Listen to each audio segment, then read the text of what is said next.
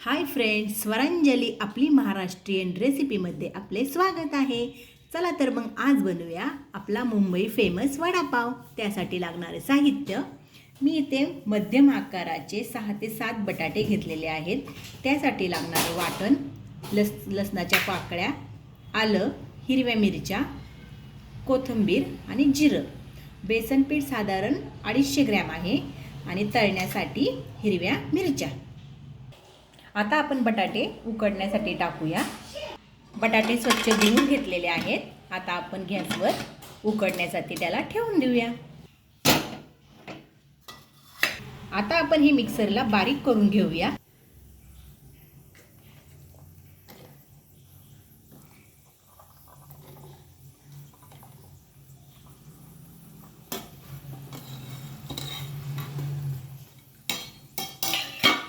हे मिक्सरला बारीक करून घेऊ।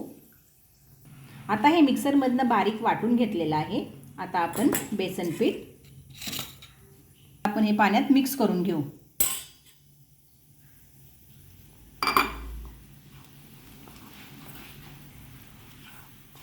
जास्त पातळ नाही करायचं।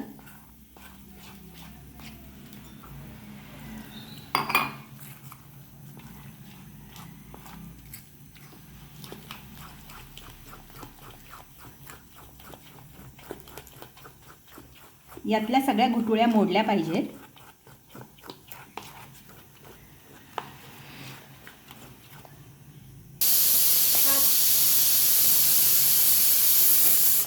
साधारण 4 ते 5 शिट्ट्या करून घ्या।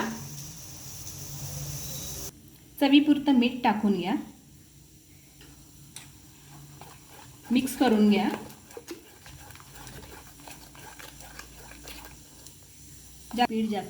पीठ जास्त पातळ करू नका। हे पहा, असं ठेवा।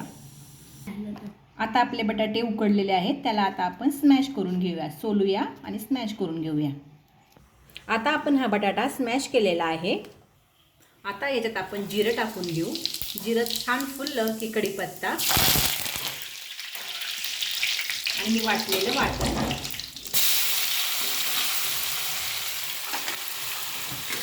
छान परतून घेऊ। छान परतून घ्या। हे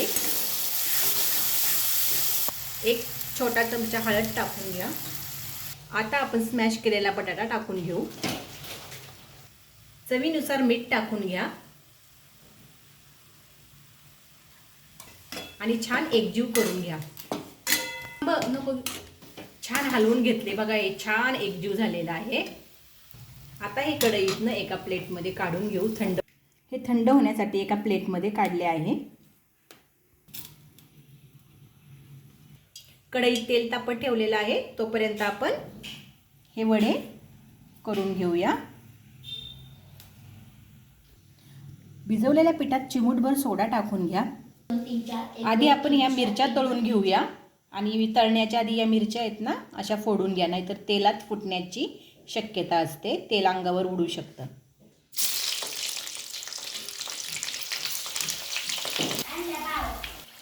तळलेल्या मिरच्या काढून घेऊ।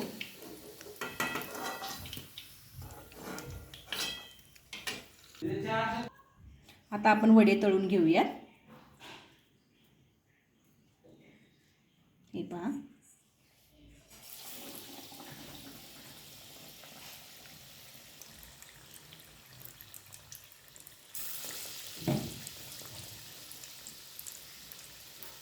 गॅस मीडियमच ठेवा।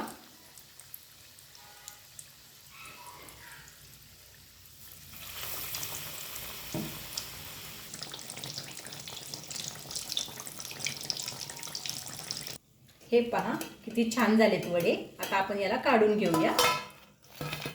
हे पहा, किती छान खरपूस झालेले आहेत आणि आपला हा वडापाव तयार झालेला आहे।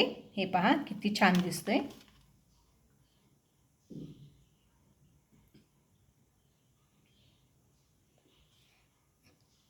हे पहा,